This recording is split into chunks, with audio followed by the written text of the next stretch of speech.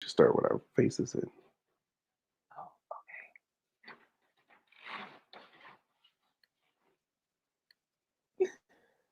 Hey, this is Ty. and this is Joe. Welcome back to the 2B podcast. We're two Black educators living in Boston seeking Black excellence. Always, all the time. And we want to do it while we're having fun and while we're learning, because that's how we better ourselves. It is May 21st, 2020. Man, the year is flying by. Let's get this started. And if you haven't done so already, follow us. Subscribe to @2B Podcast on all social media platforms. So YouTube, Facebook, Twitter, Instagram. You can find us all in the same place @2B Podcast. At 2B podcast. It is May, and if you don't know what May means, May is Mental Health Awareness Month. I'm wearing my green in symbolism for it, and so we're going to talk about mental health. We're going to bring it to the light, and we talk a lot about physical health. We're even right now we're doing like our 100K in May, but I don't think we checked in about our mental health. How are you doing? I would say that those two things you just mentioned are working in conjunction for me. So not added, because I didn't run before. So the time spent running, walking, jogging has been great time for thinking, for meditating, and for planning. I've done a lot of planning, thinking about where I want to be financially, where I want to be in my career, and just clearing my mind of thoughts that I've had swirling and spinning that I sort of never addressed during those moments of running. And some couple times I've gotten a little bit emotional.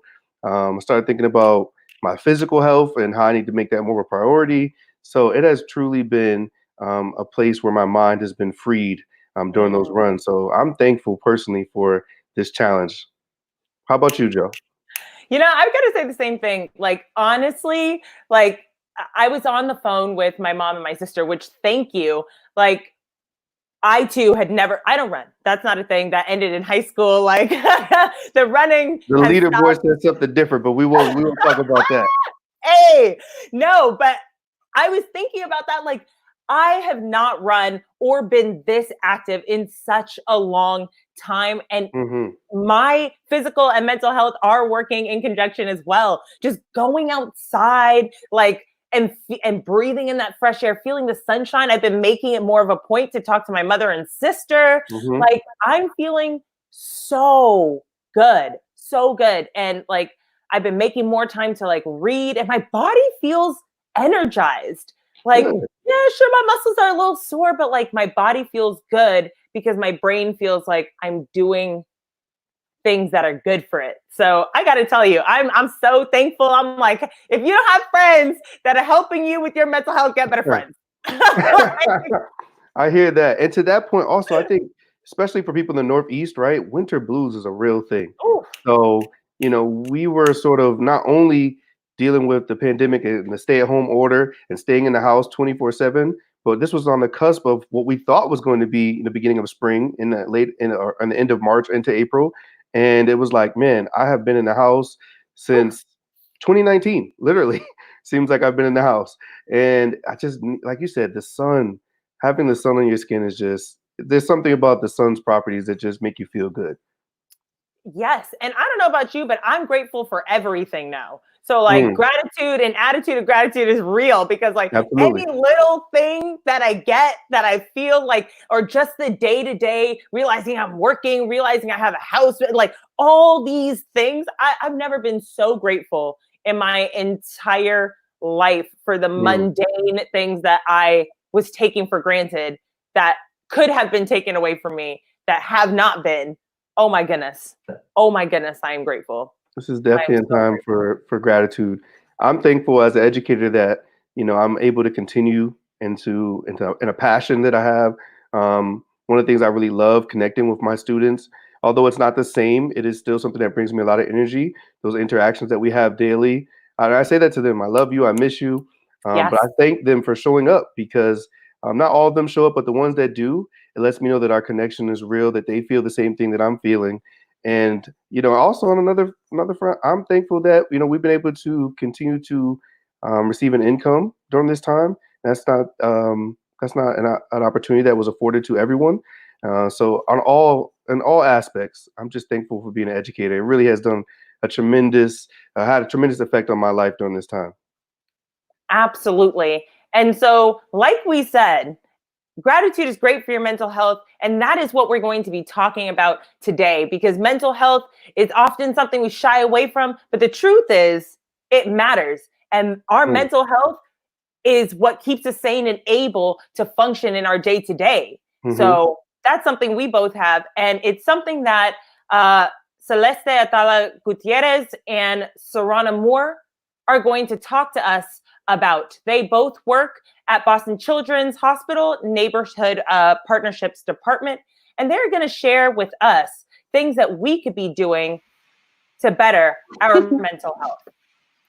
Hey, folks. Welcome. Welcome to the podcast. Thank you. Yes. Thank you so much for having us. Yes. Yes, absolutely. It's so nice to see your big smiles. You brought so much energy already. Yeah, well, I think you all set the stage. I think you all just pretty much summarized like all mental health self-care right there. You did it. You did all right. Let's go. Right. All right, podcast over. No. And scene. Well, please tell us about yourselves. How did you enter the mental health field? Tell us, where do you work? Just tell us, inform us. Go ahead, Sarauna. Okay. So we work for, like you mentioned, the Boston Children's Neighborhood Partnership Program. So that puts clinicians, mental health professionals in Boston public schools. So that's the basic stuff. And as far as how I got into the mental health field, it's kind of a little bit of a roundabout story. But in general, like, I was a sociology major in undergrad. So I'm really always interested in like communities, resources, the way that people interact around all sorts of things. But I didn't, when you're an undergrad, you don't know what to do with that. That's not a major that like gives you the direct path. Right? So what ended up happening actually is that I knew a principal of a high school. I worked, I'm from Springfield, Mass. And so, whoa, sorry, run that back. Hey, sorry, where you from? Springfield, Mass. I like that response. We'll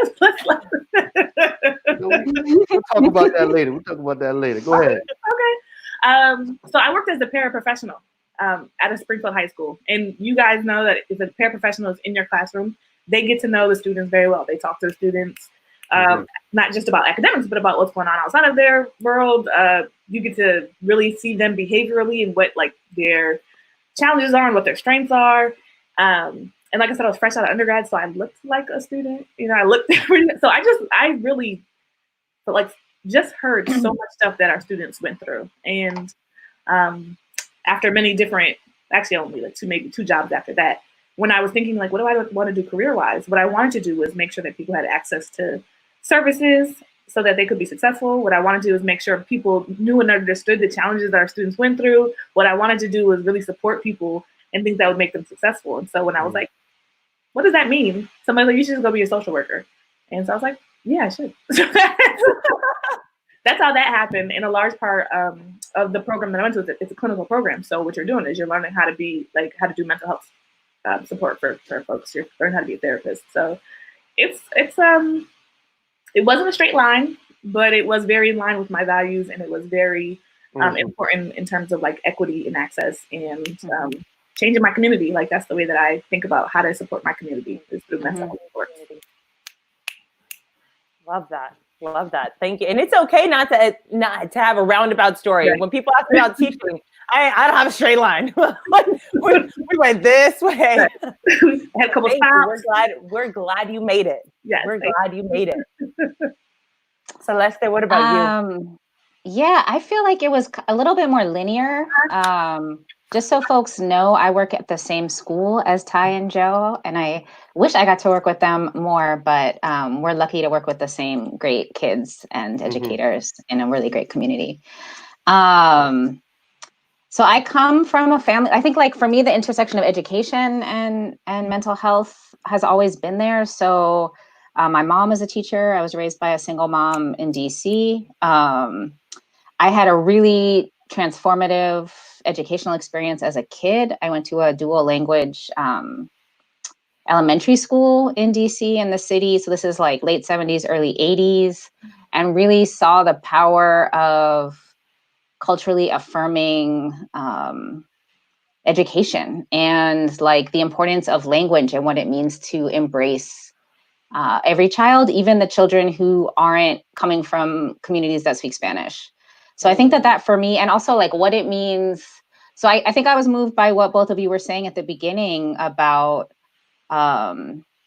always affirming Black excellence and also always loving your students. And I think that is something that guides all of my work. And I think that's something that Sarauna and I share, is a deep love, right? A deep love for our communities, for communities beyond ourselves. I think growing up in DC, right? So I was, I think also really impacted by Black excellence and that like cultural affirming education everywhere, right? So even at my school, which wasn't predominantly Black, but it's like just that pride that that is in everything DC, or was anyway. I don't know what's happening now. Still there. But I think all of that, right? And then, you know, so I identify as Chicana, my mom's Italian American. So you can't grow up in DC and not be aware of race and inequities and things like that. So it's kind of like always been there. Both of my parents are activists. My dad's also involved in education. So I wish I could say I was like, you know, but the apple didn't fall far from the tree. Yeah, so just thinking about inequities, seeing what happened to my classmates when they left that really loving environment, and how resources and race and neighborhood and all of those things shaped paths in a way that really hurt me personally. Like it just hurt to see. Yeah. And I think the mental health piece, I'm probably a social worker at heart. I'm trained in clinical psychology, which is really different. Sarauna always tells me that. I think like the psychology part was a little bit by accident. And I would say that I am a strong advocate of mental health and like wellness and like thinking about what that looks like. And I struggle with the pathologizing, always talking about the ways people are ill. That happens a lot in the field. So I'm excited to talk about wellness. I'm excited to talk about health and what that looks like too, right? Like both exist. So yeah, roundabout answer. It was a good answer. It was a really good answer. Thanks, teacher. I love it. We affirm, okay? We are I really did appreciate the detail-oriented nature of your answer. So thank you. Thank you. Oh, I feel seen. And you are heard. You are seen and heard. We are here for it. And so, you know, you talk so much about education. Is there an educator that like really directed you like down this path that you were like, oh my goodness, like Sarauna, I heard you say, somebody said I should be a social worker. Was that an educator? Who was that? How did who drove you here? Who was that? That's a good question. I literally don't know. I think so there's two different questions you asked, like who said I should be a social worker? I don't know who to credit that with. And I should also say, and I forget this because my mom came to the field differently as well. She's also a mental health counselor. So I kind of, this was like her second or third career, but also like it's kind of like in our blood. So to do like community-based work. So there's that. But as far as teachers, there have been many that have been great. I think what Celeste said about like a culturally affirming school was real. So I went to this school in Springfield called William N. D. Berry Elementary School. And it's named after a Black man. And my great aunt was the principal. And her picture was on the wall. And all my teachers like loved the community. And like, even though it wasn't all Black teachers, shout out to Miss Sherpa, second grade, right? It was just a really great experience. And then as I went on, you know, to middle school, I had really great affirming teachers as well. So even though it was like, I went to this accelerated program. So I just, right up until like 8th grade, I didn't have this feeling that education wasn't for me, which was great because I think once I got to high school, that was less the case. Teenagers, right? But yeah, I had many educators who were really like supportive and great. And when I got to figure out my career, even though it wasn't teachers, there were people who acted as teachers, right? So I did a lot of like informational interviewing. I have friends also who runs like a really important program in Springfield, and you know, people who are connected to the community. So you talk about what kind of ways you can get in there and what kind of ways you can use these particular skills that I have, right? I want to make sure I'm connecting people to resources. I love listening to people and talking to people. What field can I get into? You got to ask these questions. You got to ask everybody because you have school loans to pay, so you need to figure it out. That's real. But like, you know, so a lot of people, even if they weren't educators, acted as mentors and really reached out and were available to me when I made those inquiries. So lots of people who weren't maybe on paper educators, but who helped me and educated me on the ways to really be of service and to show up. So those things are really important. That's an awesome answer. It's not surprising that either of you have gotten into this field because, as you both mentioned, your parents, you know, sort of led you down that pathway with their career choices. And we know that our parents, they're our first teachers. So they were there guiding you even before you realized it was a thought in your mind. Yeah, my mom used to, I mean, she, besides wanting me to be Joan Baez, I don't know if you guys know who Joan Baez is. She's like a hippie, Latina and white, like, you know, my mom wanted me to be Joan Baez. And she also was like, you know, you should be a social worker. And I also had an experience at going to a therapist as a kid when I was like 8 or something. You know, there was some stuff going on in my family and I got physically sick and I started seeing a social worker. And that was a really positive experience. So I think that, I wonder if that put something in my head at a little age. With that question, I was thinking too, like the two people that came to mind were like opposite ends of the spectrum. So the first one was Senora Vivas, who was my kindergarten teacher, who was like tough, like mean, you know, like, I mean, I probably shouldn't even say, like, when I think about what, you know, used to happen at schools when I was little, like that was not okay. But like she loved us, like she loved us hard. And we're still like, I'm still friends with teachers from my elementary school on Facebook. Wow. You know, it's like I'm telling you, I went to a really special school. And my kids go to a bilingual dual language school in Boston right now. So I feel very, very thankful that they can have like a similar educational experience. So I think that was one, was like knowing I was loved and knowing that someone was like looking out for me. And then the second was, and I went after that school. I was like a scholarship kid at a super elite private school in DC. That was hard. Yeah, that was hard. So I learned a lot. I think through some struggle, you know, it's just hard. It was really hard, but gave me access to the college that I went to, also with an amazing financial aid package. But in university, there was, I started taking psych classes and they were pretty much all white men teaching. And then like all the stuff that they were teaching about, like, you know, the forefathers of psychology, I was like, this shit like is not for me. Like, this isn't talking about like the people I care about. This isn't, you know. And so my university had the option of creating your own major. And so I took, I was taking a Latino studies class, and it was like the first one, you know, like freshman year or something like that. And I was talking to that professor about my experience. She was like, you should talk to Cynthia Garcia Cole, who's a Boricua psychologist, who's very well known in the field. And so I went to her and she helped me create my own major, which was cross-cultural psychology. Wow. So that was so cool. So it was like mostly education. So I did research in Providence public schools, like looking at racial identity, like how kids were thinking about skin color and identity and stuff like that. But I think just, again, like having someone there to like think through possibilities with me and like provide a path. Like if it wasn't for her, it would be really different. And that's shaped like everything I've done since then, really. Wow. Yeah, I'm very thankful. I think it was really important. I was a very, very quiet kid in like coming up, just like quiet. You know, I was a kid who, because I got good grades, no one really like, you did what you had to do.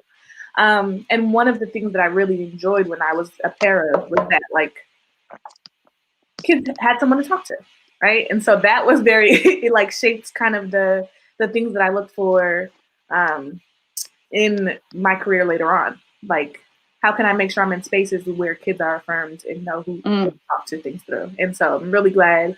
Obviously, the school that I work at, the teachers are wonderful.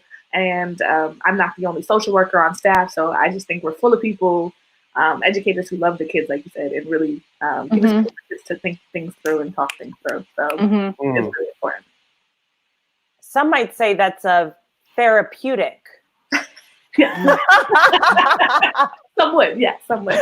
Yeah, which, like, you know, that's big because, like, you know, moving forward into like talking about therapy and like finding someone to talk to, like, you know, not just a friend, professionally, like, what you hear people say, like, oh, we all need therapy. Like, is that the case? Like, what is therapy? Do we all need it? Like, you know, should we all just be going to one? Celeste, your thoughts? Yeah, so I mean, so many types of in the end, like the essence of therapy is a relationship. Just like the essence of education is a relationship, I would say, right? Absolutely. So yeah, I mean, so much stigma and so much out there, and there's so many kinds of therapy, really. I mean, you know, there's so many different ways of interacting, but in the end, it's about a relationship. And I guess like the core components are like it's a confidential relationship, which I feel like is really important. So like, I mean, that's huge, right? So the idea that you're sharing with somebody and you're not worried about it getting out of that relationship. You know, and I mean, I think that there's ways it's like less judgmental. I mean, I think it's kind of a myth that there's always some sort of thinking going on or like interaction, but this idea that it's like a safe space, right? That like you're creating meaning together. I think therapy is just one tool that we all have access to or potentially have access to. Like it's one piece of the puzzle. And a lot of it is about the fit between the therapist and the person. And I think that there's a lot of mystery too. And I know me and Sarauna were kind of talking about this. I don't know, Sarauna, if you want to jump in about like therapy stuff. Yeah, I think what I was going to say is you asked the question, Joe, like, should we all have therapists? And I think that's such a personal kind of choice or decision to make.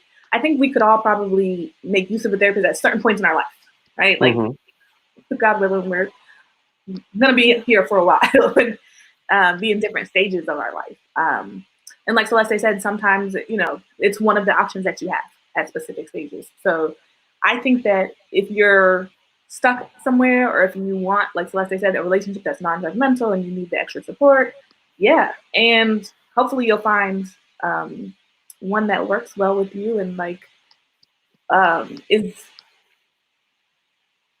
a good fit, like good alignment to what you need at the moment, right? But I don't think that, like Celeste said, we're kind of the same in that sense that we don't think it's the only way that you can improve your mental health. You don't think it's the only way that you can feel supported in your community. You don't think it's the only way, like even one-on-one kind of the model should be like one-on-one therapists working out. There's groups, there's communities, there's all sorts of things. I think one of my great wishes is that when we talk about education is that we teach students and, you know, the adults, everybody alike, what it means to take care of your mental well-being, your mental health, right? So that you know what options to have. One of the things that I joke about with my students, especially like young men of color, right? I don't want to talk to you. There's nothing wrong with me. I don't want to talk to you, right? So I'm like, okay, don't talk to me. But what can we do, right? How do we identify what it is that is like going on and what are the other alternatives? If you don't want to talk to me, who you turn to? What are we doing here? What are we doing instead? So sometimes it takes people to come into contact with a mental health professional to think about other things that could be positive for your mental health. But I think that's something we should start early, right? We should We should teach. I mean, some people do, right? Some people, like second graders, doing like mindfulness, and I love that to hear and see. And they're doing yoga, and they're, you know, early on. But it hasn't been my experience. Obviously, I guess I'm saying that's a newer thing. Yeah, I think it's also really important to think about like issues of power, right? Which is something I think about a lot. So, and what you're looking for in a therapy relationship. So I approach therapy the same way I approach like other choices in my life, like thinking about like the privilege that I have as a white Latina woman, right? So, and most of the people that I work with don't look like me. And I know that there's a history of people that look like me, you know, oppressing others, right? Like, and I've had really poignant examples of that. For example, like working with Indigenous Maya Quiche folks, where like I really embody those that, like physically embody those that committed genocide in their country, you know, things like that.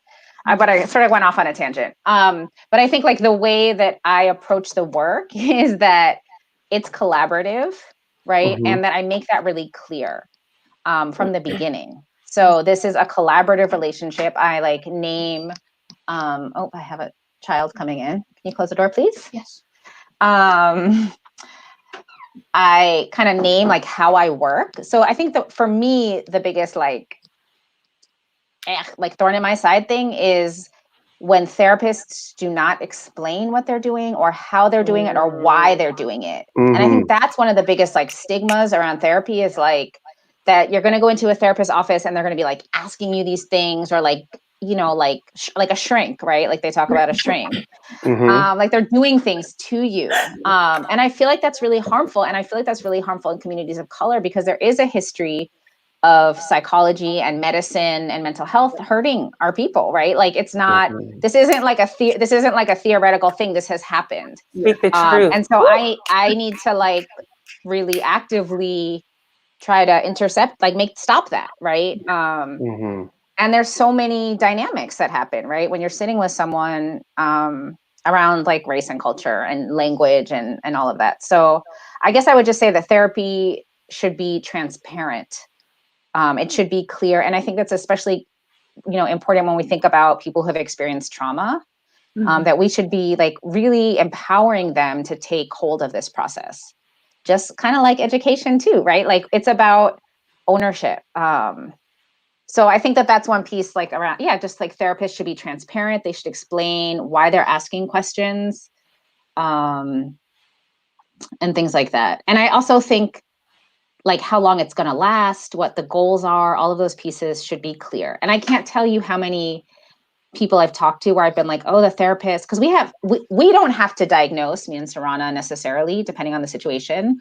But most therapists who bill have to provide a diagnosis for insurance companies, right? And I can't tell you how many people I've talked to that don't know what that diagnosis is or don't know the process of diagnosing, right? So I think that's really problematic. So essentially, they sat down with someone and they left not really knowing what the outcome would be, and it was sent to their insurance agencies. Am I understanding correctly? So a diagnosis, and I don't, you know, we don't need to talk about this forever, but like a diagnosis is just like a checklist of symptoms. Yes. Right. It is a checklist of symptoms that you have during that given period. And then, you know, Western science, so like statistical science, has created a way of grouping things or seeing patterns, which there is a lot of like multicultural similarities in some things, right? But then we put a name to that and then it gets billed to insurance. Yeah. Yeah. And everyone should know that, right? Everyone should know that when they go to a therapist. Yeah, unless the person doesn't bill. I mean, that's the other piece. So in our program, we have this we're very fortunate in our program at Boston Children's that we are able to see students without billing insurance. It's very rare. The only other program in Boston that I know of that does it is Boston Public Health Commission. Wow. So they see. So the point of diagnoses, right, is to guide treatment. The idea is that, and to mark progress on specific things. So I'm not saying it's always evil. It's just complicated. and should be talked about. So Thank Hannah's you for like, bringing uh-oh, it. we went down a No, rabbit hole. No, thank you for bringing it up, Celeste, Yeah, because not at I'm all. that's concerning. I couldn't imagine like going to your medical doctor and you tell them you have this, that, and the third going on, and you leave there and you don't know what the diagnosis is. They haven't really given you a true treatment plan. They just say, Yes. "Hey, come back and see me in 3 months." And Yes. you leave there like, "Wait a minute, what did I just pay What for? did I do? Yeah. What did I do?" So that is so concerning. And Sarauna, back to something you said earlier. I said those literal words that you talked about. I remember saying them in high school. Back in Springfield, Massachusetts, we had some incidents that happened in my school Oh. with students, and I remember they brought in social workers and psychologists to talk to the students. And I remember literally sitting in front of someone and saying, "Why am I here? I don't need to talk to you. I Right. don't know. I don't know what we're doing right now." And they were trying to coax an answer out of me, and I just sat there quietly until they said, "All right, well, your time is up. All right, peace." And I know that I had an attitude, I had a perception of what it meant to sit down with someone at that time in my life, and so I was resistant to it walking in. And Yeah. fortunately, I think that I had other outlets. I was able to speak to other people. But one of the concerns I've had through this pandemic and through the distance learning is that so many of my students have told me before that they don't have a safe space at their home. They don't have someone that they feel that they can speak to in a way that they can share within their thoughts and feelings and it not have a negative consequence. There not be some sort of ramification. So I wonder how have they coped during this time. And I check in with my students and ask them, but at the same time, they may be sitting in the room with the people that they're talking about. So it's not as easy for them to share in that moment to say, hey, I'm in need of speaking with someone, but so and so's over my shoulder. Right. So that's a real experience. These are real experiences that are happening in the here and now. Yeah. That's Yeah. I mean, Celeste, I think you would agree with me because we talked about this before. Like that's the big concern. Like pandemic wide, right? We know that like for instance, even though I know DCS comes with a lot of different things, that a lot of reports around like child abuse and assault are down because we don't have access to students or they don't have the ability to, like you said, walk away from these environments that might not be great for them or might not really they don't have the access to really talk about what's going on with them. And some of that is just like space, like even if it's just like the pandemic and I haven't left the house and I feel anxious, to not even be able to say that to somebody because maybe you have 4 siblings next to you, right, is enough. That's enough of a problem, right, of a difficulty. So yeah, that's one of the things that we continue to be worried about. But what I love about what you said is that you check in with your students. They know that someone's there that can care, right? And so one of the things that we try to do as social workers, BPS wide, who want to check in with students, I just actually went to a training a little bit about ways to cater questions a little bit differently, right? Maybe I can't say, maybe I can't say, do you feel like safe or something to that effect? But I could say, how's the family doing? Or, how is this, do you think is affecting I don't know. I went to training. It's there. You can kind of cater it a little bit, right? And let them know that you care and continue to give resources and to talk to families and to get different points of views about things that might lessen the family stressors. Anyways, that's my little. Yeah. I'm seeing some comments. Yeah. So can we discuss Joshua's question real quick? Yeah, and then I want to go back to Calvin's because it was right there. So what's the best way to go about looking for therapists that might share our own cultural identities? Great question. Yeah, so it can be challenging. I actually wrote down the InnoPsych, Sarauna. Yep. So Charmaine Jackman, who works at the same school as Sarauna and is a psychologist of Bajan descent here in Boston, has created this amazing website called InnoPsych. I'll type it in later, innopsych.com/home. And I checked it out again right before I got on. And there's like, you can type in like characteristics that you're looking for around different identities. And I know that there's some Google Docs out there as well. So there is a lot. I find that word of mouth, honestly, is like you know, kind of like what works for folks that I know. But you can also, for a lot of people, they if you have insurance, on the back of your insurance card, there's a number that you can call to see what providers are available to you.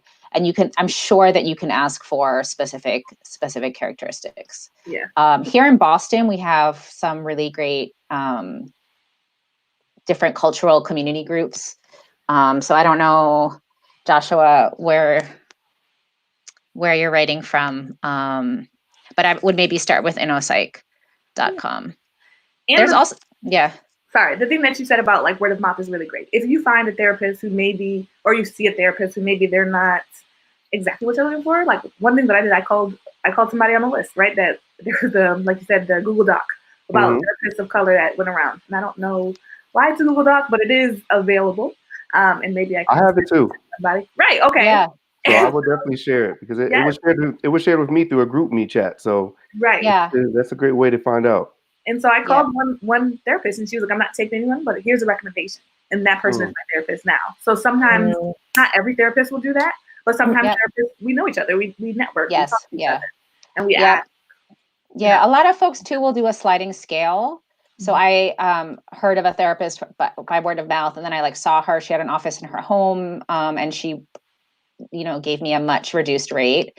This was a little bit ago, but yeah, there are options out there. I think word of mouth, and I think that gets to the stigma, right? Like, Ty, like, would they know to ask you, right? Like, so how do we also position ourselves and talk about therapy so that people know you know, if we're not in the field, right? Like, hey, you know, I just got this cool resource, or how do we keep kind of circulating and continuing those conversations?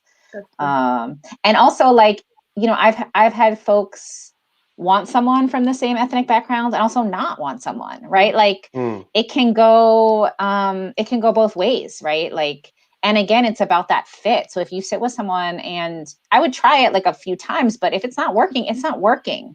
Like, that's totally okay. And you should, you know, as a therapist, like, that's okay. Like, it's okay to tell us that it's not working, or that you are not sure about it, or that it doesn't feel good, right? And if someone makes you feel bad about that, then really they shouldn't be doing this work. Like if they say, no, seriously, right? Like, that's a big part of it, is that's, you know, that it's about them, right? Yeah. It's about and I think for those of us that speak other languages, like for me, it was really helpful to have someone that speaks Spanish, because I didn't have to like just think in one language. So I could just say like little things that don't translate, and I knew that she would get it. And I also think it's interesting to think about, I mean, this is like a kind of an aside, but the language that we feel pain in. So I just think that's really interesting, right? It's like processing things in different languages. I'm a language nerd. I like to think about all that brain stuff. But yeah. And then I don't know if was there any question about that, Ty? Or?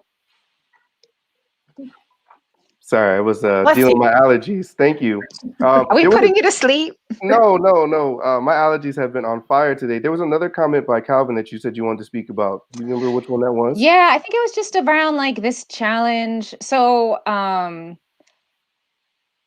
the challenge around like connecting with students now. And I think for both Sarauna and I, we're lucky that we have offices that students just stop by my office. Like, the door is open and they just come in, and they might not be like official clients, but it's like a safe place. I have a snack. I got like all kinds of fidgets. Yeah. I got a water bubbler, which is really like the most important That's tool. currency. That's currency. It's real. It's real.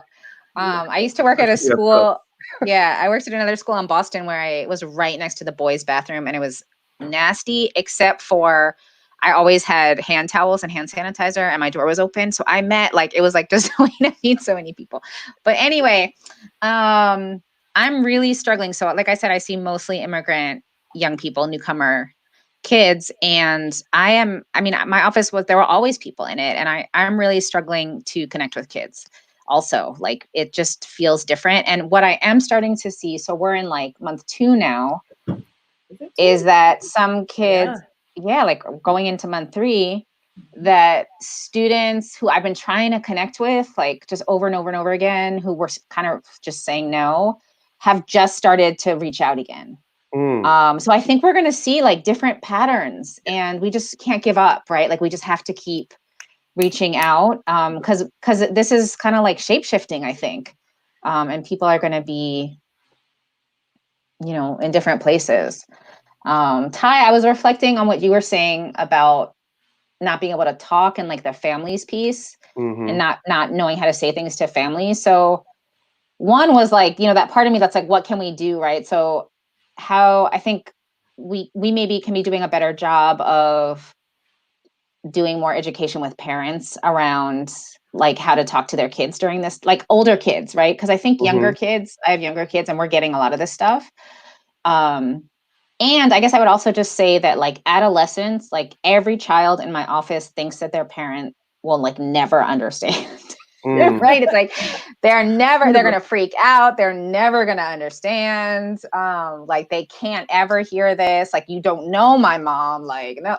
And like 99% of the time with like a mediated person, like it goes okay. So part of it too is I think there are those real concerns around safety, and I think it's hard for adolescents to imagine that their parents could ever hear them. Right. Too, right? And I want to say that like one of the things that is really important too is to also prep students for that, you know, they don't believe their parents will understand, but also like their parents are needing to process things as well. So one of the things I love to tell folks is like, nothing is ever just a one and done conversation. There needs to be more than one conversation. And sometimes there's this idea that we're going to drop some really harsh information on the parents and then leave. And then they have to deal with the blowback. So then it's like letting people know, like, I'm going to continue to check in. I'm going to keep on, you know, working with your family and talking to your family and whatever is necessary. And it might not all situations are going to be extreme, but not all situations are going to be super easy either. So it takes a lot of reassurance. And when students know that they have the community and people checking in on them consistently, it makes that a little bit easier for them to be okay with that level of engagement with their family. I agree completely. Go ahead, Ty, please. I was just going to say, so many of my students, and I'm sure this is the occurrence of other students as well, when they talk about, I just hear so many parallels through education and therapy, is that they talk about not building relationships or not wanting to engage in relationships with their teachers or staff members because they don't expect them to be there beyond that period of time. So, you know, I teach 9th grade and I still talk to many of my students that I had last year. And for some of them, you know, they told me flat out, "Mister, I thought you would forget about me." And I'm like, "We're still in the same building. You know, you're down the hallway." And, you know, they were like, "Well, at my last school, I didn't talk to my teachers after I had their, you know, I didn't have their class any longer." So I think that happens often where, you know, the tie of being in the classroom is there, and that bond is there. And then once you leave the classroom and go on to a next level or another school, that bond doesn't continue. And this situation right now has really exacerbated that issue as well. I'm fortunate to have, you know, social media accounts that I connect with my students on, and some of their numbers I have. But even then, that's a small portion of my students, and I wish I could speak to all of them on a daily basis. Yeah, that's amazing. I have a question. That's Please, amazing. Oh no, I was just going to say that's amazing. You know, it breaks my heart that kids feel that their teachers don't follow up. I mean, and thinking about, Sarauna, what you were saying about conversations just dropping, but I feel like that has happened to many people, and that's why they anticipate that it's a one and done conversation, because I think that follow up, for whatever reason, often doesn't happen. And so you're just like, oh my gosh, what am I supposed to do with this? And it's like, you're not going to be here to help me. And so fortunately, there are people that are following up and saying, no, I'm telling you that this is what's going to have to happen. And here are the steps that we'll take, and we'll do this together. But for those who aren't doing it, and we're talking about the parents, and parents do have to engage. Calvin said parents have to engage as well. And I agree. What can we say to the parents who are experiencing hardship right now? How can we help them get the mental health that they need in order to be supportive to their kids, to their students, to their spouse, to the people that they're interacting with? Because if you are hurting, hurt people hurt people. So, how do we help them with their mental health? Let's say if a therapist isn't available right now. You want to answer that, Celeste? I guess I would say first, like, I'm not focusing on mental health per se, if the person has unstable housing, if they do not have enough to eat, if they're in an unsafe, violent relationship, so we need to attend to those needs of our community first before, we are having like more nuanced conversations about health. I would also just say that, it's so complicated, right? But that families, I feel like the kids we work with are extremely strong and their families are strong, and that they've been going through stuff, right? Like, I think this is perhaps a different kind of thing, right? It's new for everybody. It's global. It's all these things. But like, I think also, like, how do we build on the inner community, intergenerational resources that are already there? So I think you had just said that, Ty, like, healing is a community effort. So I think that's something that's not always talked about. That was perfect. That was a perfect response. I think the reason why I laugh and say, "Let's say do answer," because it is such a complicated thing. Yeah. You build relationships with families, not to just know what's going wrong, but to know where their strengths are, and to think about the ways that you can continue to support and building upon those strengths. Which is why it's hard to for me right now, it's hard to think about doing that with families that you haven't met before, right? So those relationships that you built before the pandemic, feels weird to say that, right, beforehand, are gonna be what guide you into how you move forward. So it is very individualized. But what Celeste said about making sure that families have so that you can decrease stressors is very real. And you said earlier that this thing it transforms. Those stressors can look different week to week. And sometimes I've talked to parents who they just kind of need to say some stuff out loud. Just like all of us, we just need to say it out loud. We just need to talk to somebody and also feel that there's community behind us. And one of the things that I really love to do in general is to make sure people have community for what they need, right? Like, in different ways. Do you have other people you can talk to? Do you have childcare? Do you have access to food communities that will get, whatever it is, because there's so many needs out there. But also there's also some work to be done in kind of the language that you use around you. Joe, you mentioned hurt people, right? People have patterns that have been useful to them up to right. Yeah. So then what language you use to help them ask, is this pattern helping you? Is it so it's is this pattern helping you? There's a lot that goes into that, but all of it requires a lot of one, understanding that people go through things, so understanding where people are, and not coming in as judgmental. Like someone said, healing is a community event. We're doing this together. We're making meetings together. We're trying to figure it out together. Everybody's a work in progress. That's what I like to tell people. We're all working. We're all doing our best. So. Yeah, I think we need to have compassion with ourselves and each other. So I feel like with parents that I've talked to now, I'm kind of just trying to normalize stuff. This is really, really hard. And I'm doing a lot of I do this with all my clients, but a lot of that body work. So I was really smiling when you guys were talking about the exercise at the beginning, right? Before then the call got started. Because that stuff is pivotal. It's so important. Thinking about what's one thing you can control, what are the things you can control, what are the things you can't control, can be helpful too. I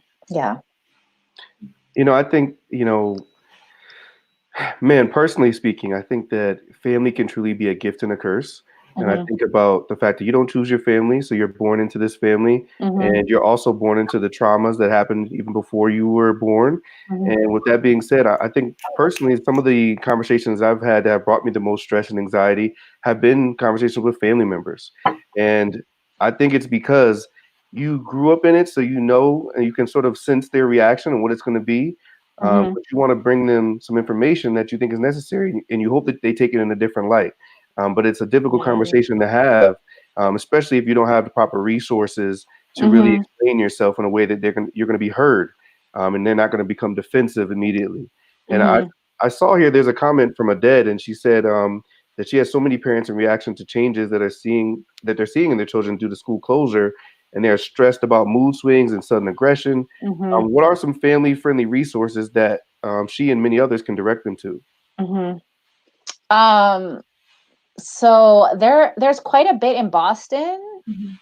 Is that dead in Boston? She is. Yeah, she is. Okay. So there BPS, I mean, a few things, right? So, every school has like resources that are being put forth by the school. BPS also has a parent hotline that can be called. I watched a webinar earlier in the week that was put out by the district, by Parent University. I don't know if your child or children are in BPS. It was really excellent. I was really impressed by all the resources put out by PPAL.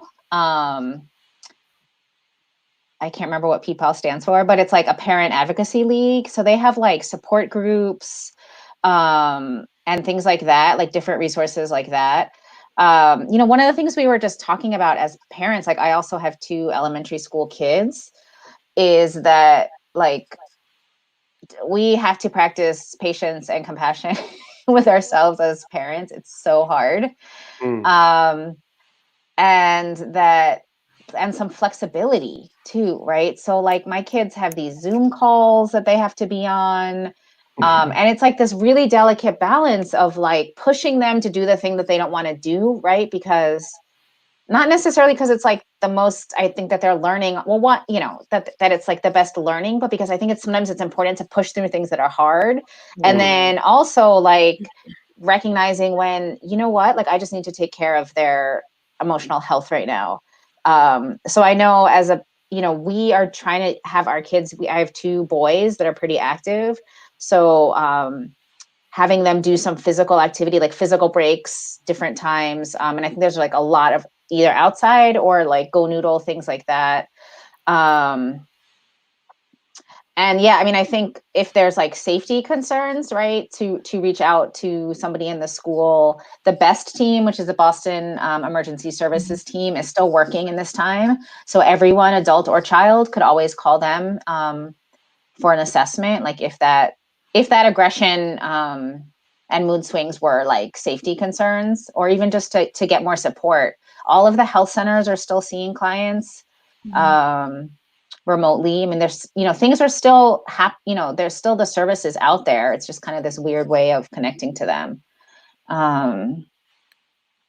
The sleep piece is also huge. I see that on all the kids from our school. Not sleeping. Let's not So, when I think about like, sleeping. mood swings, aggression, in Aded's comment, like that also, I guess I wonder like what the developmental, right? So if it's like a 3-year-old, that's really different than a 15-year-old kind of thing. But I'm happy to, like, if you want to reach out to Ty or Joe and think about, like, connect to me and think about other resources in Boston, I'm happy to do that. Thank you for sharing those. Yeah. Absolutely. Oh my goodness.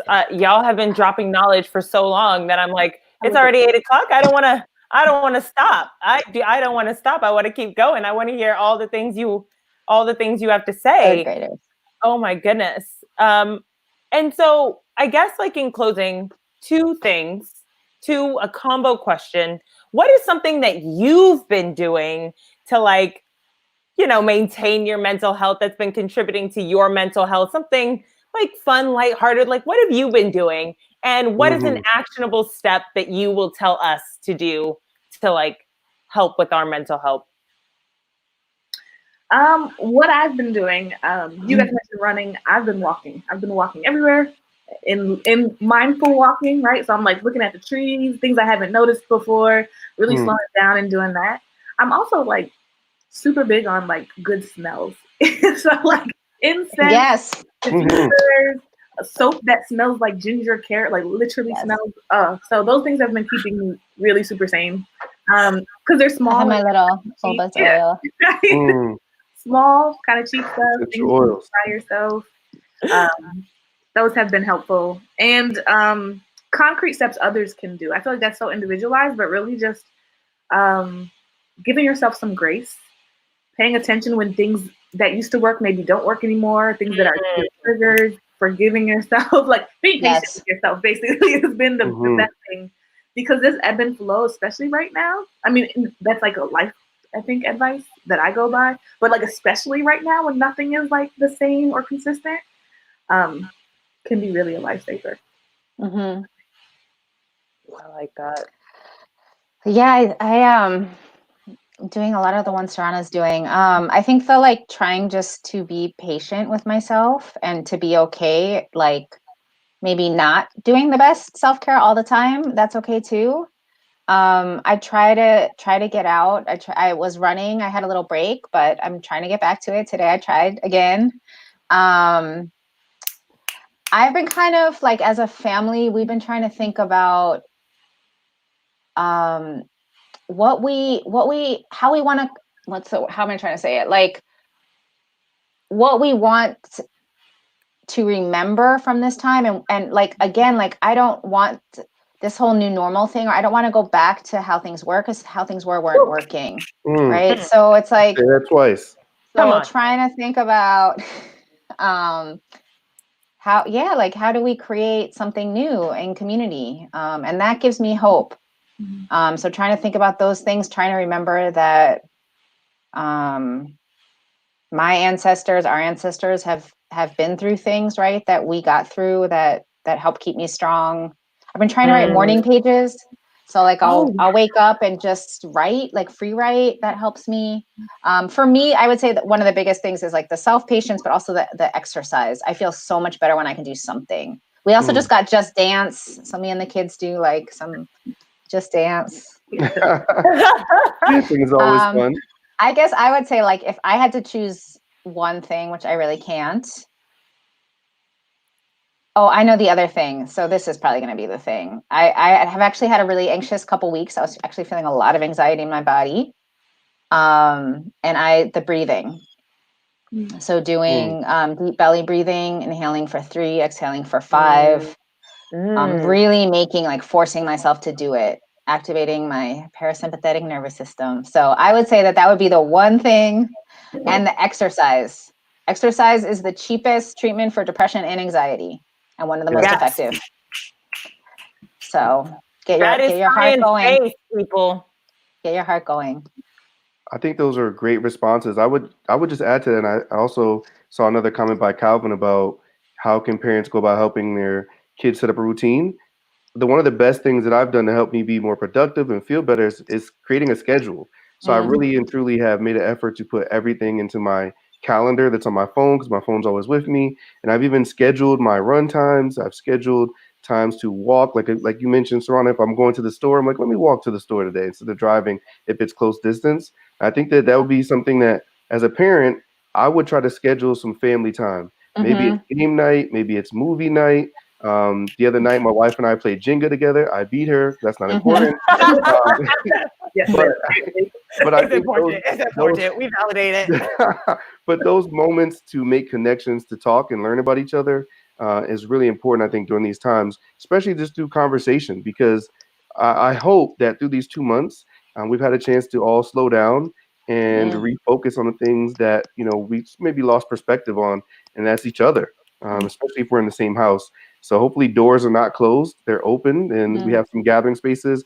I think back to the 50s and 60s where you see images of families gathering at the table. And even now, if we, move that into 2020, maybe it's in the living room on the couches and it's in front of the TV. But if there provides opportunity for conversation and for dialogue, I think that that's still, working towards the goal.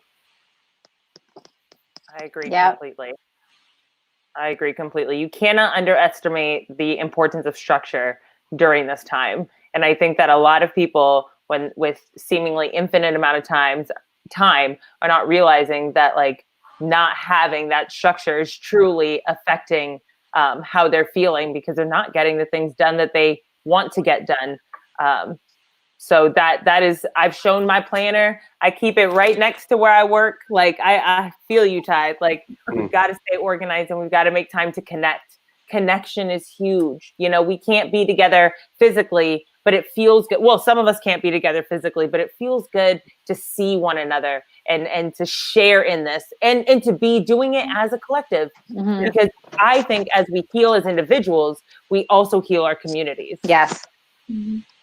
Definitely. Well, I truly want to thank you, Sarauna and Celeste, for being here with us. Thank you, thank you, thank you. And to our listeners, remember, be good to yourself. To be true to yourself. To educate yourself. yourself. Bye.